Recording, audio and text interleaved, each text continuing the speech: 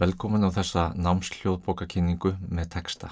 Forritið sem við notum í þessari kynningu heitir Easy Reader frá fyrirtækinu Dolphin.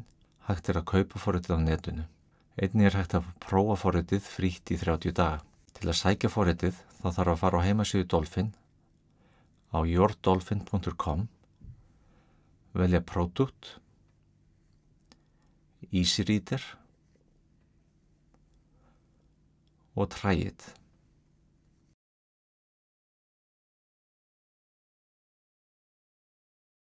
Forritið kostar 35 pund.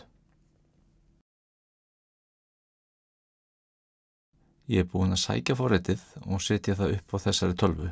Einnig hef ég sótt hljóðbókina Lífeðlisfræði, 4. útgáfa, á vef Hljóðbókasafn Íslands sem ég ætla sýningur í þessari kynningu. Hægt að minnka og stækka letur og myndir með því að nota plús og mínus takkana hérna.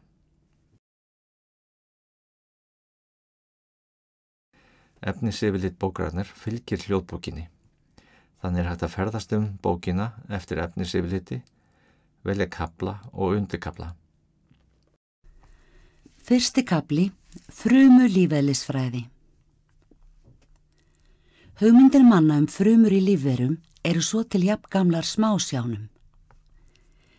Talið að hollenskur vaðmálskaupmaður Antoni van Leeuwenhoek 1632 til 1723 hafi smíðað fyrstu nothæfu smásjána. Í þessari hljóðbók eru myndlýsingar. Dæmi. Það eru þessar lífverur oft kenndar og kallaðar dreifkjörnungar. Mynd 11a. Þetta teikning af frumu og inn á hana merkt, ég lesa sem merkt inn á og ég byrja efst vinstra megin.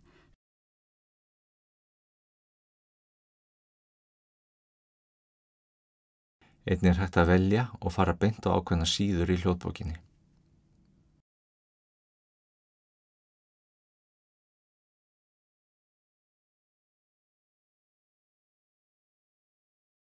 Síðan hægt að leita í hljóðbókinni eftir efnisorðum, dæmi.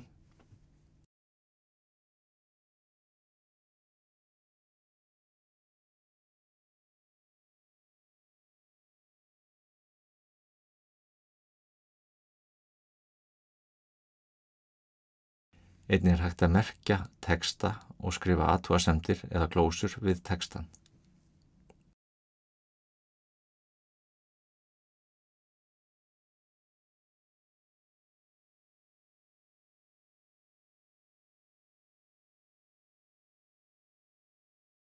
Jafnvel taka upp hljóð athugasemdir og tengja það við valinn texta. Þetta vistast síðan allt undir bookmark. Ég vona að þessi stutta kynning hjálpi þér að lesa hljóðbækur með texta. Gangi þér vel í náminu.